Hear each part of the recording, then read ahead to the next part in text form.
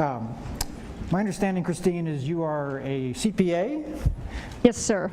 Perhaps we could throw a number question at you. Okay, bring it on. We're at the university here, and we have various ways to measure, perhaps whether we are funded adequately, whether we have the right kind of education system that produces graduates. Various ways that we hold universities accountable. Would you have one or two measures that you use to indicate either the health of a university or not? Well, high level, clearly who you're graduating and what they go on to do is a measure. But I do think as a general rule, you should have a set of metrics against which your performance is measured. And we do this in the private sector. You have to know what your bottom line is, and you have to know what those metrics are, and then you have to hold yourself accountable to them. So is it a graduation rate? Is it a number of graduations in a particular field of study? I can tell you, having now traveled around the state about 40,000 miles, all 15 counties, what measure of success is true here at NAU may be different in other areas, because the industry concentrations that make sense as you travel around start to kind of crop up. So for example, what's going on here, or what's going on with NACET, could I use that as an example? With, let's say, power alternative production, makes a whole lot of sense to me in Flagstaff, and then that's something that we should focus on, and that would be a measure of success. Entirely different than what makes sense in Bullhead City, Kingman, Lake Havasu, where you might focus on tourism, or in Nogales and Yuma, where you might focus on advancement in agriculture, or in Pinal County, where you might focus on manufacturing. There's a real manufacturing play there. So I think it depends specifically on the school, but I also think we have a real opportunity, this is a little outside of your question, for the first time in a long time to take a very collective look at K-12 all the way through higher education, and to say part of our success is not just how many kids go to college, because not every child in high school is designed to go to college, and we should really be focused on that. We have a great board of regents at the moment. No offense, Fred, now that you're not on it anymore, but we have a great board of regents, a great head of the board, and that wasn't to suggest it wasn't great when you were there. I'm sorry.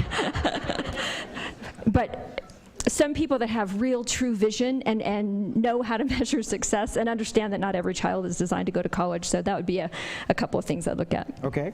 I mean, one of those measures that I think shocked people recently, the Regents made a study, and they said the completion rate among high school graduates 6 years out from college is 19% statewide. And a majority of high schools have fewer than 5% of their graduates will complete college. What does that say to you about things that need to be done about the higher education system? Two things. One thing is we're not preparing children for college when they graduate from high school. That's a serious problem for us. It also says to me that standards are not the only answer, because we have a set of standards in this state, and yet we have 3 of the top 10 high schools in the country, and we have some of the worst. So the standards are not the only answer. Standards are a measure of success, but as a business person, this tells me who's running these schools matters. Who's teaching your kids matters. If some schools are doing really well, and some of them are, we have some of the finest models, and some are doing really badly, the standards aren't the only thing. The other thing that Cline told me from the Board of Regents that shocked me is that fully 50% of the high school students that matriculate to one of the state schools in Arizona come from just a handful of high schools. Almost no high schools in Arizona, of the 500 or so high schools, are sending a single solitary student to college.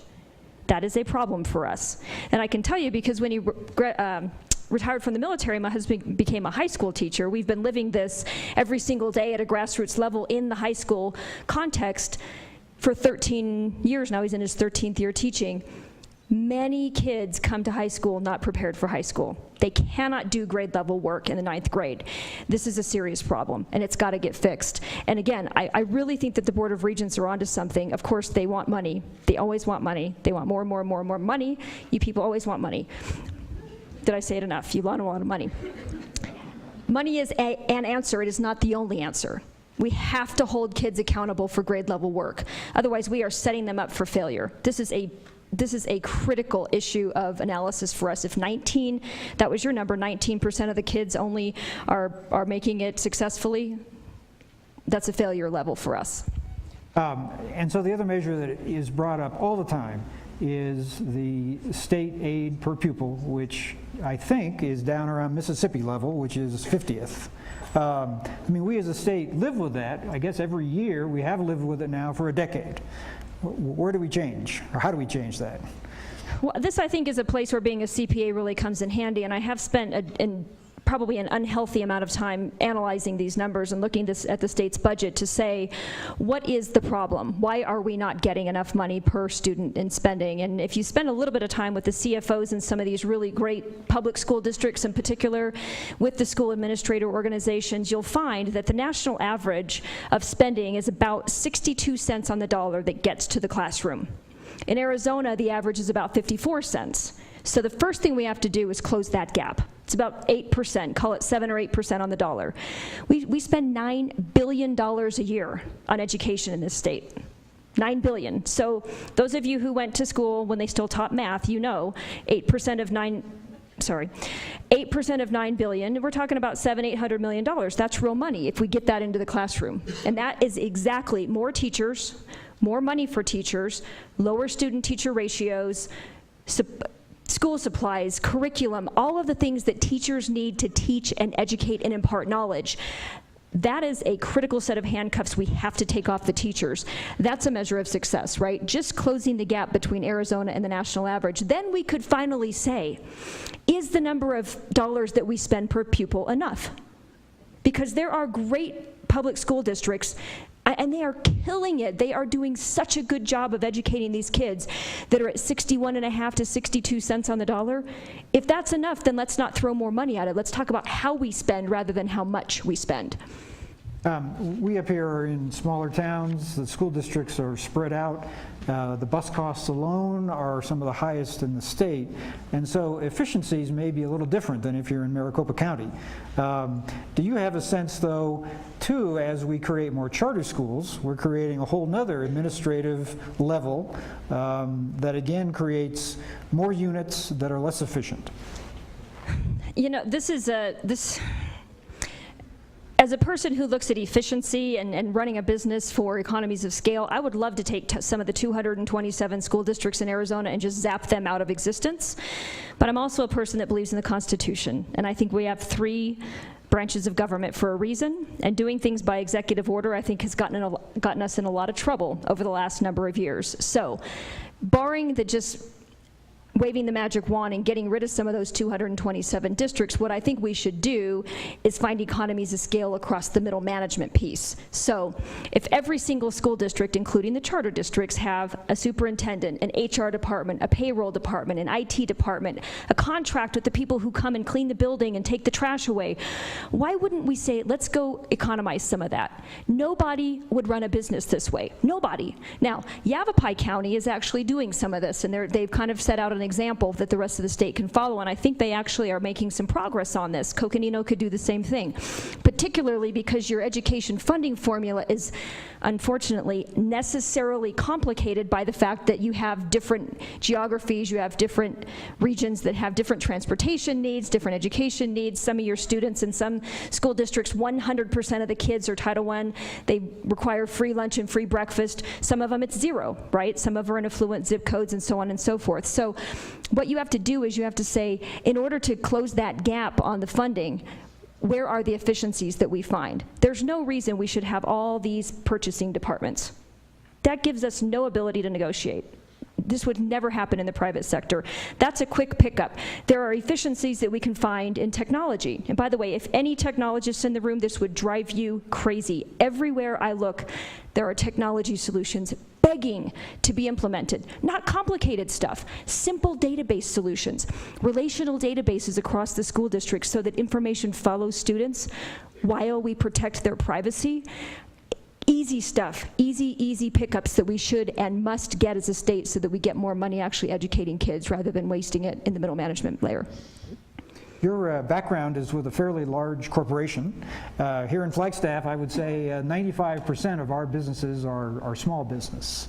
And in poll after poll, some of those businesses say just retaining the talent, finding the talent, creating the incentives to to grow in a community that is fairly small. Did you have a sense of how you could help that as governor? Well, first of all, I had the great good fortune in late 2001 to be recruited to this tiny little startup company with a crazy name, GoDaddy. And we just had a few dozen employees then, so we weren't always a big corporation. We were just a small, scrappy little startup at the beginning, and over a decade, we grew to about 4,000 employees, most of them right here in Arizona.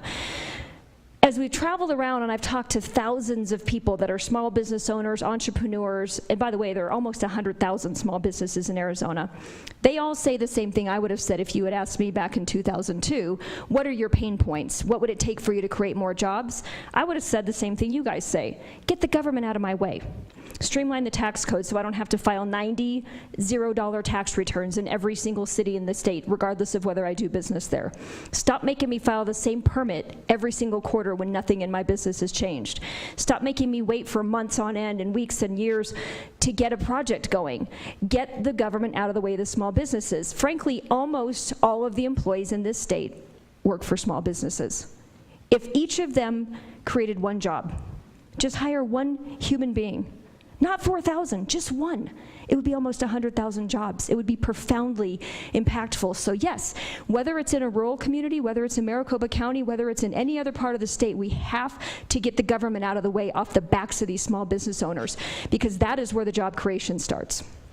One of the responses in the Flagstaff We Want poll mentioned as infrastructure not only allowing tax credits for solar energy, but having some direct investment, almost a government role in jumpstarting this particular industry in this particular area. What are your thoughts about that?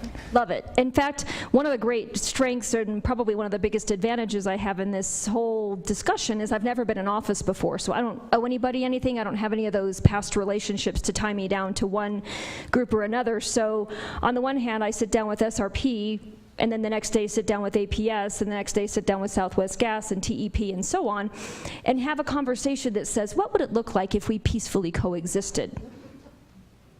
You laugh, and so did I, because it was kind of funny, because I think they actually want to do this good work.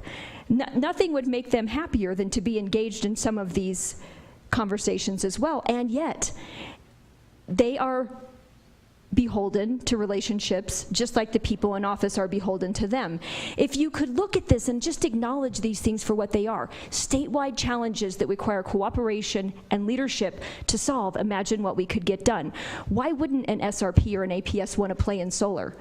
We have the greatest supply of solar of basically any place in the country, and yet we just let it run away all day, every day, without collecting it. Why wouldn't those energy companies peacefully coexist? They would if you could have the conversation that said, we're just going to acknowledge this for what it is and stop fighting with each other for a minute, put the politics aside and let's go get good solutions. Actually, you could get this done.